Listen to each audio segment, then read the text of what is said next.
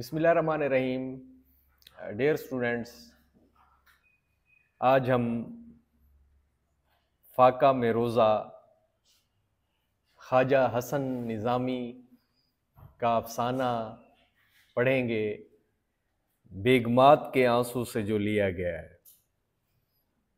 بیگمات کے آنسو وہ جو 7 پردوں میں رہنے والی خواتین تھی جنہیں غیر محرم نے آنکھ اٹھا کر بھی نہ دیکھا ہو، تو چشم فلک نے ان کو لوگوں کے سامنے پھینک دیا ہو. حالات کے گردش زمانہ کی وجہ سے وہ در در کی ٹھوکریں کھانے پر مجبور ہو گئی ہوں. تو ان کی یہ کہانی ہے، انہی کا یہ فسانہ ہے، انہی کی یہ باتیں ہیں جو رونے کے اوپر، رلانے کے اوپر مجبور کر دیتی ہیں. خواجہ حسن نظامی کے متعلق اکبر الہ آبادی نے کہا تھا، حضرت ابو ہریرہ سے بلی نہ چھٹ سکی، خواجہ حسن نظامی سے دلی نہ چھوٹ سکی. دلی سے وہ محبت کرتے تھے، دلی کو چھوڑ کے وہ کہیں نہیں گئے. خواجہ حسن نظامی کو مصور غم، مصور فطرت بھی کہا جاتا ہے. ان کا اصل نام سید علی حسن تھا. حضرت خواجہ نظام الدین اولیاء رحمۃ اللہ علیہ کی ہمشیرہ کی اولاد میں سے تھے وہ، اور ساری زندگی خواجہ نظام الدین اولیاء رحمۃ اللہ کی درگاہ کے زیر سایہ ہی انہوں نے گزاری. درگاہ کے متولی تھے. انہوں نے باقاعدہ عصری تعلیم حاصل بھی نہیں کی تھی. شروع میں انہیں کتب بینی کا بہت شوق تھا. جو بھی پڑھا اپنی ہمت اور شوق سے پڑھا. شروع میں کتابیں بیچتے تھے، پھر انہوں نے کتابیں لکھنا شروع کر دیں. رسالوں کے مدیر ہوئے اور ساری زندگی تصانیف و تالیف میں انہوں نے گزاری. انہوں نے بے شمار مضامین، پمفلٹ اور کتابیں لکھیں. موضوعات کا تنوع ان کا خاصا تھا. روحانیت اور مذہبیات سے لے کر عملی زندگی اور تراکیب و نسخوں سمیت انہوں نے ہر موضوع پر لکھا. لیکن جو 1857 کی جنگ آزادی ہوئی، غدر ہوئی اور مغلیہ خاندان کی بربادی کے موضوعات، یہ ان کا جو ہے نا یعنی اہم ترین، خاص ترین جو ہے موضوع تھا، جو لوگوں کے دلوں کے اوپر جو ہے اثر انداز ہوتا تھا اور لوگ جو ہے وہ رونے کے اوپر مجبور ہو جاتے تھے. ان کی اہم جو کتابیں تھیں ان میں بیگمات کے آنسو، سپارہ دل، غدر دہلی کے افسانے اور مضامین حسن نظامی زیادہ مشہور ہیں. خواجہ حسن نظامی جو تھے وہ ان کا شمار اردو کے منفرد اور صاحب طرز انشا پردازوں میں ہوتا تھا. ان کی تحریر میں سادگی، روانی، تاثیر، سلاست جیسی خصوصیات جو ہے وہ نمایاں تھیں. وہ اپنے دور کی دہلی کی رواں، شستہ اور صاف زبان استعمال کرتے ہیں. یہ فاقہ میں روزہ میں جب ہم پڑھیں گے تو آپ کو نظر آ جائے گا، جس میں وہ بے تکلفی کے ساتھ ساتھ چستی، موزونیت سے کام لے کر سوز و گداز کا عنصر جو ہے وہ پیدا کرتے ہیں. خواجہ حسن نظامی کو مضمون نویسی اور انشا پردازی میں خاص ملکہ اور مقام حاصل ہے. انہوں نے نہایت ہی منفرد، انوکھے، دلچسپ موضوعات پر طبع آزمائی کی. خواجہ حسن نظامی جو تھے ان کی وہ معمولی سے معمولی موضوع کو بھی خاص ترین بنا دیتے تھے اور اپنے اسلوب تحریر، منفرد، متنوع زاویہ نگاہ سے اس میں دلچسپیاں اور انوکھے زاویے پیدا کر دیتے تھے. وہ بات سے بات نکالنے کا فن جانتے تھے. ان کا انداز ایک کھلے ذہن، کھلے دل اور وسیع المشرب نقطہ نظر رکھنے والے صوفی کا ہے. کچھ نہیں مدعا فقیروں کا، درد ہے لا دوا فقیروں کا، منزلوں کی خبر خدا جانے، عشق رہنما فقیروں کا، ایک مدت سے خالی خالی ہے کاسہ التجا فقیروں کا. تو زیر نظر مضمون فاقہ میں روزہ اسی انداز تحریر کا ایک نمونہ ہے.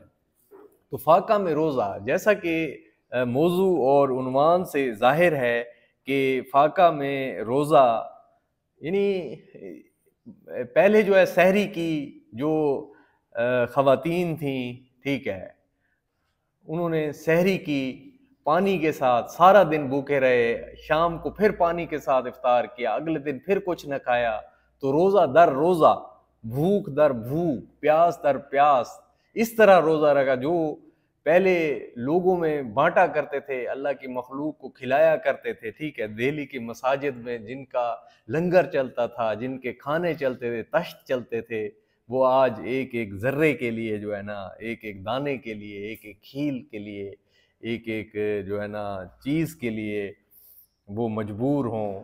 تو اسی موضوع کو جو ہے انہوں نے بیان کیا ہے فاقہ میں روزہ۔ تاجدار دہلی کے کنبے کا فسانہ ہے، ٹھیک ہے، فاقہ جو ہے نا یعنی کھانا نہ ملنا یا نہ کھانا، بھوکا رہنا، اور تہی دستی، افلاس، محتاجی، جب آدمی کے حال پہ آتی ہے مفلسی، کس طرح سے اس کو ستاتی ہے مفلسی، پیاسا تمام روز بٹھاتی ہے مفلسی، بھوکا تمام رات سلاتی ہے مفلسی، یہ دکھ وہ جانے جس پہ کہ آتی ہے مفلسی۔ آج بھی گاؤں میں کچھ کچے مکان والے گھر میں ہمسائے کے فاقہ نہیں ہونے دیتے، تو وقت کی شہزادیاں فاقے کے اوپر یعنی روزے رکھنے کے اوپر مجبور تھیں، لیکن کھانے کے لیے ان کے پاس کچھ نہیں تھا۔ تو مغلیہ خاندان کا بادشاہ، مغل تاجدار آخری بہادر شاہ ظفر کے بعد جو ہے یہ مغلیہ خاندان کا جو زوال شروع ہوا تھا، تو شروع ہوتا ہے کہ جب دہلی زندہ تھی اور ہندوستان کا دل کہلانے کا حق رکھتی تھی، ٹھیک ہے، یہیں پہ بادشاہ رہتے تھے، لال قلعہ پر تیموریوں کا آخری نشان لہرا رہا تھا۔ انہی دنوں کا ذکر ہے کہ مرزا سلیم بہادر جو ابو ظفر بہادر شاہ کے بھائی تھے، اپنے مردانہ مکان میں بیٹھے ہوئے دوستوں سے بے تکلفانہ باتیں کر رہے تھے جب دہلی زندہ تھی، ٹھیک ہے، تو یہ دینے والے تھے، اللہ کی مخلوق کو کھلانے والے تھے، بادشاہت تھی۔ تو میر تقی میر نے کہا تھا کہ ابود و باش پوچھو ہو پورب کے ساکنو، ہم کو غریب جان کے ہنسس پکار کے، دلی جو ایک شہر تھا عالم میں انتخاب، رہتے تھے منتخب ہی جہاں روزگار کے، اس کو فلک نے لوٹ کر ویران کر دیا، ہم رہنے والے ہیں اسی اجڑے دیار کے، ٹھیک ہے۔ تو زندہ تھی، اس وقت زندگی تھی، لوگوں کے روزے افطار کرایا کرتے تھے۔ تو یہ مرزا سلیم بہادر جو ہے نا، یہ ابو ظفر بہادر شاہ کے بھائی تھے، ٹھیک ہے، وہ اپنے مردانہ خانہ میں، کیونکہ وہ تھوڑے سے مذہب سے ان کو اتنی زیادہ رغبت تھی نہیں، ٹھیک ہے، تو وہ جو ہے نا وہ کسی گویے کا گانا سن رہے تھے، تو ان کی ماں انہیں بلاتی ہیں اور بہت بے عزت کرتی ہیں، تو دوست ان سے پوچھتا ہے، وہ ان کو کہتا ہے کہ بھئی کیا ہوا ہے آپ کے ساتھ، تو وہ بیچارے پریشانی میں انہیں بتاتے ہیں، پھر وہ کہتا ہے ٹھیک ہے، ہم آپ کو جو ہے نا روزہ افطار کرانے کے لیے جامع مسجد دہلی میں لے جائیں۔ وہاں جاتے ہیں تو پھر ان کی تھوڑی سی کایا پلٹتی ہے۔ تو اتنے میں زنان خانہ سے ایک لونڈی باہر آئی اور ادب سے عرض کیا کہ حضور، بیگم صاحبہ یاد فرماتی ہیں۔ مرزا سلیم فوراً محل میں چلے گئے اور تھوڑی دیر میں مغموم واپس آئے۔ ایک بے تکلف ندیم نے عرض کیا، خیر باشد، مزاج عالی مقدر پاتا ہوں، خیر ہے، آپ کی طبیعت جو ہمیشہ خوش رہنے والی طبیعت ہے اس کو رنجیدہ اور غمگین پاتا ہوں۔ مرزا نے مسکرا کر جواب دیا، نہیں نہیں، کچھ نہیں۔ بعض اوقات اماں حضرت خواہ مخواہ ناراض ہو جاتی ہیں۔ کل شام کو افطاری کے وقت نتھن خان گویا گا رہا تھا اور میرا دل بہلا رہا تھا۔ اس وقت اماں حضرت قرآن شریف پڑھا کرتی ہیں، ان کو یہ شور غل ناگوار معلوم ہوا۔ آج ارشاد ہوا کہ رمضان میں گانے بجانے کی محفلیں بند کر دی جائیں۔ ہم مسلمان ہیں، ہمارا عقیدہ ہے کہ 1 کا 1,00,000 گنا ثواب ہوتا ہے، ٹھیک ہے، تو اس میں اگر یہ گانے سنے جائیں تو وہ خواتین اس کو برا سمجھتی، اور ہونا بھی ایسے چاہیے، بھلا میں اس تفریح عادت کو کیوں کر چھوڑ سکتا ہوں۔ ادب کے لحاظ سے قبول تو کر لیا، مگر اس پابندی سے جی الجھتا ہے، حیران ہوں کہ یہ 16 دن کیوں کر بسر ہوں گے۔ تو اب مصاحب نے، جس طرح مصاحب دوست، ندیم، جلیس، ہم صحبت، ان کے قریبی ترین دوست نے ان کو پھر مشورہ دیا، ہوا ہے شاہ کا مصاحب پھرے ہے اتراتا، وگرنہ شہر میں غالب کی آبرو کیا ہے۔ حضور، یہ بھی کوئی پریشان ہونے والی بات ہے، شام کو افطاری سے پہلے جامع مسجد تشریف لے چلا کیجئے۔ عجب بہار ہوتی ہے، جامع مسجد جہاں جمعہ کی نماز ادا کی جاتی ہے اور وہاں پر لوگ اکٹھے ہوتے ہیں، بہت بھیڑ، ہجوم، انبوہ، مجمع جمع ہوتا ہے، مجمع جامع مجمع سے ہے، ٹھیک ہے۔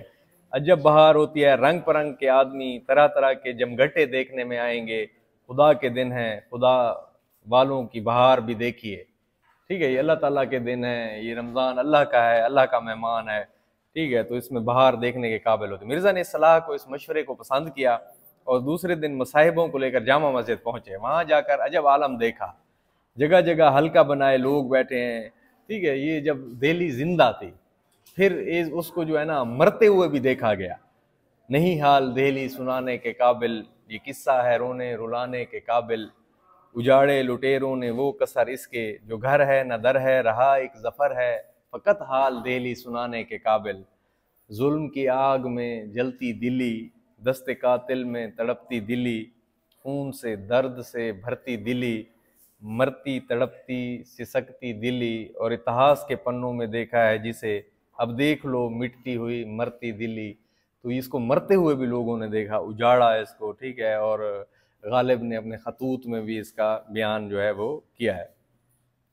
تو اب وہاں جا کر عجب عالم دیکھا انہوں نے، ٹھیک ہے، جگہ جگہ حلقہ بنائے ہوئے لوگ بیٹھے ہیں، دائرے میں بیٹھے ہوئے ہیں، کہیں قرآن شریف کے دور ہو رہے ہیں، گردش چکر کو کہتے ہیں دور، رات کے قرآن سنانے والے حافظ جو ہے آپس میں ایک دوسرے کو قرآن سنا رہے ہیں، کہیں مسائل دین پر گفتگو ہو رہی ہے، دو عالم کسی فقہی مسئلے پر، فقہ کے متعلق کوئی مسئلہ ہے، بحث کر رہے ہیں، 20 آدمیوں سے سن رہے ہیں، لطف اندوز ہو رہے ہیں، کسی جگہ توجہ اور مراقبے کا حلقہ ہے، ٹھیک ہے، مراقبہ جو ہے، ٹھیک ہے، یعنی اللہ کے سوا چھوڑ کے اللہ کے اوپر دھیان رکھنا اور اس کے سوا ہر چیز کو چھوڑ دینا، بھلا دینا، استغراق، ٹھیک ہے، اللہ تعالیٰ کی محبت میں۔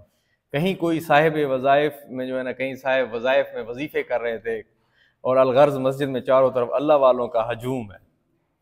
کلو جدید لذیذ، ہر نئی چیز مزیدار معلوم ہوتی ہے۔ پہلے تو وہ گانے بجانے، ٹھیک ہے، وہ جس طرح حزب الشیطان یا اس طرح کی باتیں ہوتی ہیں، پھر وہ اللہ تعالیٰ کی حزب الرحمن، اللہ تعالیٰ کی جماعت میں آ گئے، ٹھیک ہے، تو یہ باتیں وہاں سے تھوڑی سی تبدیلی جو ہوئی ان کو اچھی معلوم ہے۔ مرزا کو یہ نظارہ نہایت پسند آیا اور وقت بہت لطف سے کٹ گیا، مزہ آیا، انہیں اچھا لگا، اتنے میں افطار کا وقت جو ہے قریب آیا۔ یہ پہلے وہ بتا رہے ہیں کہ کس طرح سے جو ہے نا، یعنی کھانے پینے کی چیزیں جو ہے وہ خواتین بھیجا کرتی تھیں، بعد میں ان کا حال کیا ہوا۔ تو سینکڑوں خان افطاری کے آنے لگے، تشت تھال اٹھا کر، اور لوگوں میں افطاریاں تقسیم ہونے لگیں۔ خاص محل سلطانی سے متعدد کئی خوان مکلف چیزوں سے آراستہ، یعنی مکلف یعنی پرتکلف، جن کے اوپر جو ہے نا وہ رکھے ہوتے ہیں، جیسے ٹھیک ہے، یعنی خوبصورت جو ہے سونے چاندی کی تاروں کی مدد سے بنے ہوئے کپڑے اس کے اوپر، ٹھیک ہے، روزانہ جامع مسجد میں بھیجے جاتے تھے تاکہ روزہ داروں میں افطاری تقسیم کی جائے۔ اس کے علاوہ قلعہ کی تمام بیگمات اور شہر کے سب امراء، امیر ترین لوگ علیحدہ سے افطاری کے سامان بھیجتے تھے۔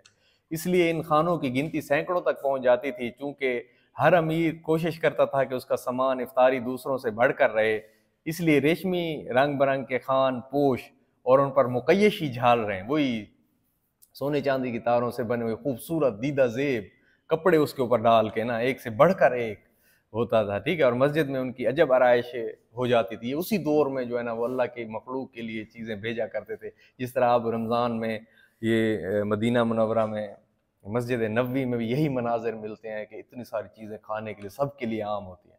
وہ بھی مطلب کہ امیر ترین لوگ تھے اس وقت، مسلمانوں کے پاس بے پناہ پیسہ تھا، ٹھیک ہے، عروج تھا۔ پھر زوال بھی آیا، چشم فلک نے دیکھا، تو مرزا کے دل پر اس دینی چرچے اور شان و شوکت نے بڑا اثر ڈالا۔ اب وہ برابر روزانہ مسجد میں آنے لگے۔ گھروں میں وہ دیکھتے کہ سینکڑوں فقراء کو سحری اور اول شب کا کھانا روزانہ شہر کی خانقاہوں، آستانوں میں اور مسجدوں میں بھجوایا جاتا تھا۔ یہ دن ان کے گھر میں بڑی برکت اور چہل پہل میں بڑی رونق کے ساتھ جو ہے نا یہ معلوم ہوتے تھے۔ مرزا سلیم کے ایک بھانجے مرزا شہزور نو عمری کے سبب اکثر اپنے ماموں کی صحبت میں بے تکلف شریک ہوا کرتے تھے۔ یہ ان کے بھانجے تھے مرزا شہزور، چھوٹی کم سنی کی عمر میں نا، ان سے ملا کرتے تھے۔ ان کا بیان ہے کہ ایک تو وہ وقت تھا جو آج خواب و خیال کی طرح یاد آتا ہے، اور ایک وہ وقت آیا کہ دہلی زیر و زبر ہو گیا، قلعہ کو برباد کر دیا گیا، وہی مرتی مٹتی سی سکتی دلی تباہی کر دی گئی، ٹھیک ہے، امیروں کو پھانسیاں مل گئیں، ان کے گھر جو ہے نا وہ اکھڑ گئے، تباہ کر دیے گئے، ان کی بیگمات ماما گیری کرنے لگیں، یعنی وہ کھانا پکانے کا پیشہ جو ہے وہ اختیار کر لیا انہوں نے، زندگی جو گزارنی تھی۔ اور مسلمانوں کی سب شان و شوکت تاراج تباہ ہو گئی۔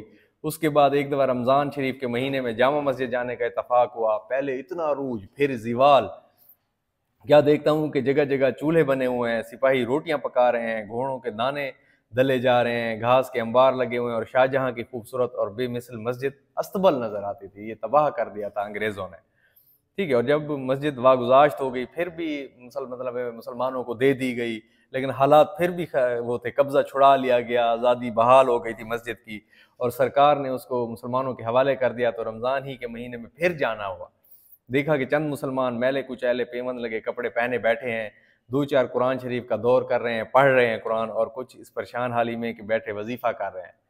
افطاری کے وقت چند آدمیوں نے کھجوریں اور دال سیو بانٹ دیے، دال سیویاں جس کو کہتے ہیں، کسی نے ترکاری کے قتلے، سبزیوں کے ٹکڑے، پارچے، کاش جو ہے نا وہ تقسیم کر دیے۔ نہ کاش جو ہے نا، یہ ٹکڑوں کو کہتے ہیں، نہ وہ اگلا سا سما، نہ وہ اگلی سی چہل پہل، نہ وہ پہلی سی شان و شوکت۔ یہ معلوم ہوتا تھا کہ بیچارے فلک کے مارے چند لوگ جمع ہیں۔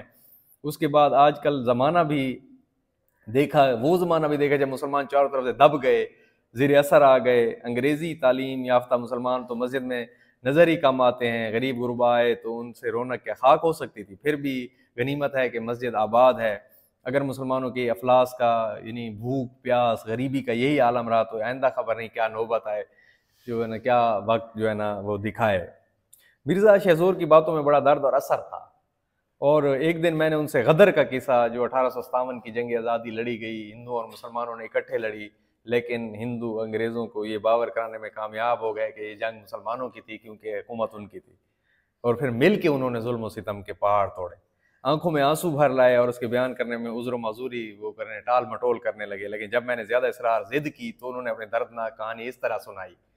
جو لوگوں کو کھانے اس طرح بھیجتے تھے، ٹھیک ہے، مسجدوں میں عام مسلمانوں کو، اب وہ خود ان کا کیا حال ہوا جب انگریزی توپوں نے کرچوں اور سنگین ایک نوکدار جو ہے نا چھری سے مشابہ ہتھیار ہوتا ہے جو بندوق کے آگے نالی کے اوپر لگاتے تھے، پھر اسی سے گولیاں بھی برسائیں اور پھر جو زخمی ہوئے تو ان سے ان کو مار دیا، ٹھیک ہے۔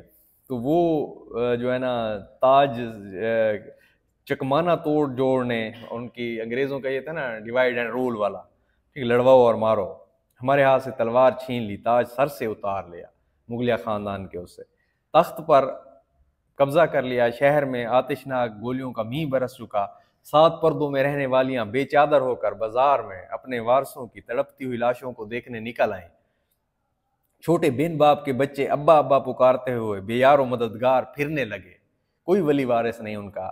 حضور ذل سبحانی، بادشاہ جس پر خدا کا سایہ ہوتا تھا، ذل سبحانی، ذل سائے کو کہتے ہیں، جس پر ہم سب کا سہارا تھا، کلہ چھوڑ کر باہر نکل گئے۔ اس وقت میں نے اپنی بوڑھی والدہ، کم سن کم عمر چھوٹی بہن اور حاملہ بیوی کو ساتھ لے کر اور اجڑے ہوئے قافلے کا جو ہے نا سالار بن کر گھر سے کوچ کیا، رخصت ہوا، روانہ ہوا۔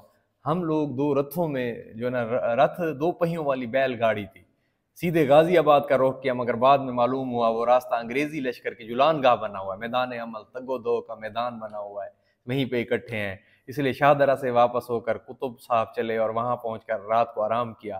اس کے بعد صبح آگے روانہ ہوا، چھترپور کے قریب گجروں نے حملہ کیا اور سب سامان لوٹ لیا، مگر اتنی مہربانی کی کہ ہم کو زندہ چھوڑ دیا۔ وہ لکو دک جنگل، وہ صحرا جہاں کوئی آدمزاد نہ آدمزاد کوئی نظر آ رہا تھا، ٹھیک ہے، 3 عورتوں کا ساتھ، اور عورتیں بھی کیسی، ایک بڑھاپے سے لاچار مجبور تھی، ٹھیک ہے، اور 2 قدم چلنا جس کے لیے دوبھر تھا، مشکل تھا، دوسری بیمار اور حاملہ جس کے پیٹ میں بچہ، اور تیسری جو تھی 10 برس کی نادان لڑکی تھی۔ عورتیں روتی تھیں اور بین کرتی، اونچی اونچی آواز میں گریہ زاری آہا کرتی تھیں، روتی تھیں کہ میرا کلیجہ ان کے بین سے، ان کے رونے دھونے سے جو ہے نا پھٹا جا رہا تھا۔ والدہ کہتی تھیں الہی ہم کہاں جائیں، کس کا سہارا ڈھونڈیں، ہمارا تخت و تاج تو لٹ گیا، تو ٹوٹا بوریا جو تھا، بوریا جو ہے یہ کھجور کے پتوں یا کسی اور نباتات سے بنا ہوا فرش جو ہے نا، یعنی بستر ہوتا ہے، ٹھیک ہے گرم خبر ان کے آنے کی، اور آج ہی گھر میں بوریا آنا ہوا، اور امن کی جگہ تو دے، اس بیمار پیٹ والی کو کہاں لے کر بیٹھوں، اس معصوم بچی کو کس کے حوالے کروں، جنگل کے درخت بھی ہمارے دشمن ہیں، کہیں سایہ نظر نہیں آتا۔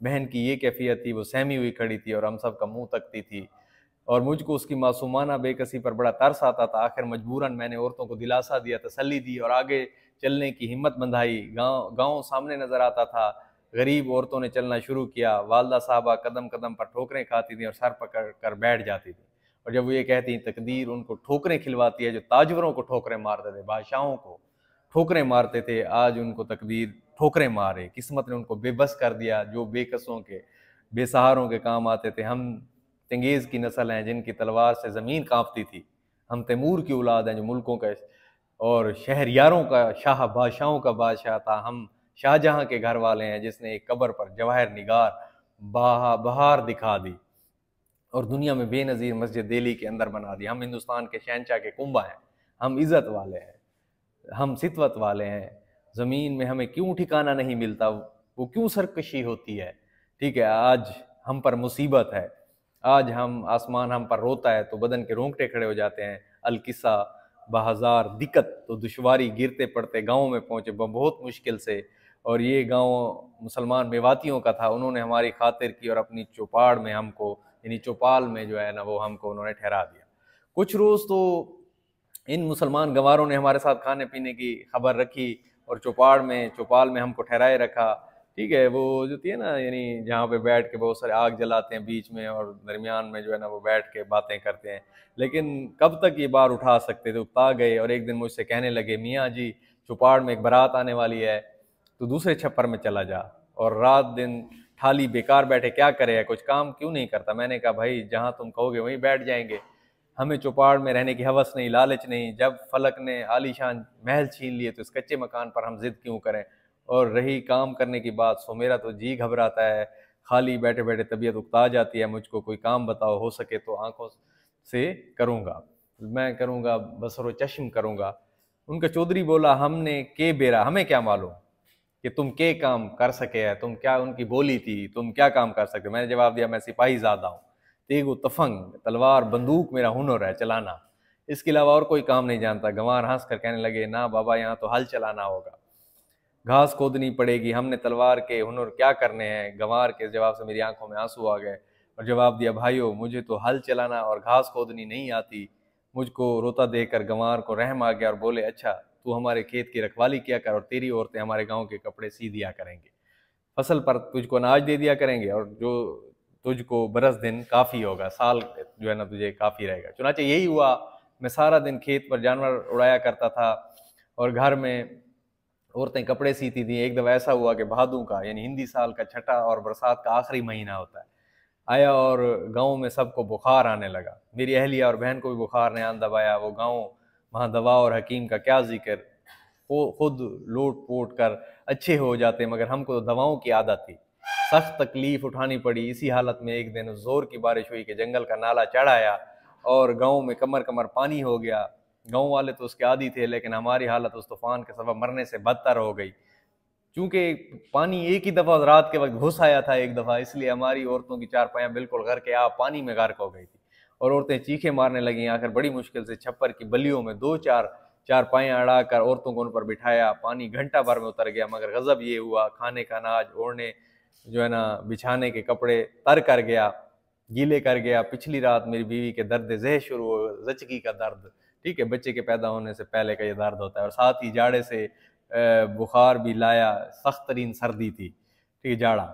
اس وقت کی پریشانی بس بیان کرنے کے قابل نہیں، اندھیرا گھوپ، می کی جھڑی، کپڑے سب گیلے، آگ کا سامان ناممکن، حیران تھے الہی کیا انتظام کیا جائے۔ درد بڑھنا شروع ہوا اور مریضہ کی حالت نہایت ہی ابتر بری ہو گئی، یہاں تک کہ وہ تڑپنے لگی اور تڑپتے تڑپتے جان دے دی۔ بچہ پیٹ میں ہی رہا، کیونکہ وہ ساری زندگی ناز و نعمت میں پلی تھی، غدر کی 1857 کی جنگ آزادی کی مصیبتیں ہی ان کی ہلاکت کے لیے کافی تھی۔ خیر اس وقت تو جان بچ گئی، مگر یہ بات کا جھٹکا ایسا لگا کہ جان لے کر گیا، بچہ بھی پیٹ میں اور وہ خود بھی بیچاری وفات پا گئی۔ صبح ہو گئی، گاؤں والوں کو خبر ہوئی تو انہوں نے کفن دفن وغیرہ منگوایا، اور دوپہر تک یہ محتاج شہزادی، گورے غریبہ میں ہمیشہ کے لیے، یہ ایک وقت تھا وہ شہزادی تھی، پھر وہ جو ہے نا ہمیشہ ہمیشہ کے لیے قبر میں جا سوئی۔ اب ہم کو کھانے کی فکر ہوئی، کیونکہ اناج سب بھی کر سڑ گیا تھا، گاؤں والوں سے بھی مانگتے ہوئے لحاظ آتا تھا، وہ بھی ہماری طرح اس مصیبت میں گرفتار تھے۔ تاہم بیچارے گاؤں کے چودھری کو خود ہی خیال ہوا، اس نے کتب صاحب سے 1 روپے کا آٹا منگوا دیا، وہ آٹا نصف کے قریب خرچ ہوا ہوگا کہ رمضان شریف کا چاند نظر آ گیا۔ والدہ صاحبہ کا دل بہت نرم تھا، وہ ہر وقت گزشتہ زمانے کو یاد کیا کرتی تھیں۔ رمضان کا چاند دے کر انہوں نے ایک ٹھنڈا سانس بھرا اور چپ ہو گئیں۔ میں سمجھ گیا کہ ان کو پچھلا زمانہ یاد آ رہا ہے، تسلی کی باتیں کرنے لگا، جیسے ان کی کوئی ڈھارس بندی حوصلہ ہوا۔ 4-5 دن تو آرام سے گزر گئے، مگر جب آٹا ختم ہوا تو بڑی مشکل درپیش ہوئی، سامنے آئی۔ سوال کرتے شرم آتی تھی، اور پاس کے دن کوڑی نہ تھی۔ کوڑی جو ہے سب سے چھوٹا سکہ ہوتا ہے، ٹھیک ہے۔ شام کو پانی سے روزہ کھولا، شام کو پانی سے روزہ کھولا، ٹھیک ہے۔ کھانے کے لیے کچھ نہ تھا، ٹھیک ہے۔ پھر پانی سے روزہ کھولا، بھوک کے مارے کلیجہ منہ کو آتا ہے۔ والدہ صاحبہ کی عادت تھی اس قسم کی تکلیف کے وقت بیان کر کے بہت رویا کرتی تھیں، مگر آج بڑے اطمینان سے خاموش تھیں۔ ان کی خاموشی اطمینان سے میرے دل کو بھی سہارا ہوا، اور چھوٹی بہن کو جس کے چہرے پر بھوک کے مارے ہوائیاں اڑ رہی تھیں دلاسا حوصلہ دینے لگا۔ وہ معصوم بھی میرے سمجھانے پر نڈھال ہو کر چارپائی پر جا پڑی اور تھوڑی دیر میں سو گئی۔ بھوک میں نیند کہاں آتی ہے، بس ایک غوطہ سا تھا۔ اس غوطہ اور ناتوانی کی حالت میں سحری کا وقت ہو گیا۔ والدہ صاحبہ اٹھی اور تہجد کی نماز کے بعد جن دردناک الفاظ میں انہوں نے دعا مانگی ان کا نقل کرنا محال مشکل ہے۔ حاصل مطلب یہ ہے کہ انہوں نے بارگاہ الہی میں اللہ کے حضور عرض کیا، ہم نے ایسا کیا قصور کیا ہے کہ جس کی سزا مل رہی ہے؟ رمضان کے مہینے میں ہمارے گھر سے سینکڑوں محتاجوں کو کھانا ملتا تھا، اور آج ہم خود دانے دانے کے محتاج ہیں اور روزے پر روزہ رکھ رہے ہیں، ٹھیک ہے۔ خداوند اگر ہم سے کوئی قصور ہوا ہے تو اس معصوم بچی نے کیا خطا کی ہے جس کے منہ میں کل سے ایک کھیل اڑ کر نہیں گئی، چاول، چنے، جوار، مکئی، کوئی دانہ نہیں گیا۔ دوسرا دن بھی یوں ہی گزر گیا۔ فاقے میں روزہ در روزہ رکھا۔ شام کے قریب چودھری کا آدمی دودھ اور میٹھے چاول لایا اور بولا، آج ہمارے یہاں نیاز تھی، منت ہوتی ہے، ٹھیک ہے، یہ اس کا کھانا ہے، اور یہ 5 روپیہ زکوٰۃ کے ہیں۔ ہر سال بکریوں کی زکوٰۃ میں بکری دیا کرتے تھے، مگر اب کے نقد دیا ہے۔ تو ان کو صدقہ، خیرات، زکوٰۃ لینے پر وہ مجبور ہو گئے جو وقت کے بادشاہ تھے، ٹھیک ہے۔ یہ کھانا اور روپے مجھ کو ایسی نعمت معلوم ہوئے کہ گویا بادشاہت مل گئی۔ خوشی خوشی جو شہزور مرزا تھے وہ ماں کے پاس دوڑ کے گئے، ٹھیک ہے۔ والدہ سارا قصہ کہتا تھا اور خدا کا شکرانہ بھیجتا تھا، مگر یہ خبر نہیں تھی کہ گردش فلک نے مرد کے خیال پر تو اثر ڈال دیا۔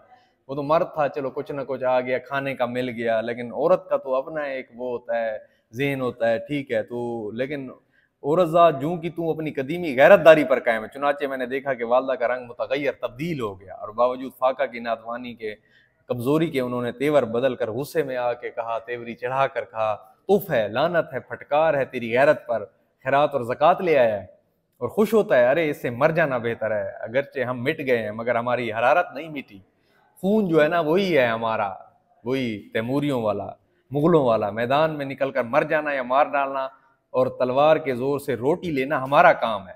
صدقہ خوری ہمارا شیوا نہیں ہے، دستور، قانون نہیں ہے۔ والدہ کی ان باتوں سے مجھے پسینہ آ گیا اور مارے شرم کے ہاتھ پاؤں ٹھنڈے ہو گئے، زمین میں گڑ گیا۔ چاہا کہ اٹھ کر یہ چیزیں واپس کراؤں، مگر والدہ نے روکا اور کہا، خدا کو یہ منظور ہے تو ہم کیا کریں، سب کچھ سہنا پڑے گا۔ یہ کہہ کر کھانا رکھ لیا، اور روزہ کھولنے کے بعد ہم سب نے مل کر کھانا کھا لیا۔ 5 روپے کا آٹا منگوایا، جیسے رمضان خیر و خوبی سے بسر ہو گیا۔ اس کے بعد 6 مہینے گاؤں میں رہے، پھر دہلی چلے آئے۔ یہاں آ کر والدہ کا انتقال ہوا اور بہن کی شادی کر دی۔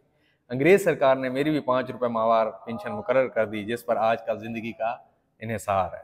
تو یہ بیگمات کے آنسو افسانے سے لیے گئے ہیں، ٹھیک ہے۔ تو پھر آگے پھر مختصر سوال ہیں، جب دہلی زندہ تھی، وہی جب عروج کے اوپر تھی، خیر باشد، مزاج عالی مقدر پاتا ہوں، ٹھیک ہے۔ جب والدہ نے ان کو تھوڑا بے عزت کیا تھا۔ مرزا سلیم کون تھے؟ ابو ظفر بہادر شاہ کے بھائی تھے۔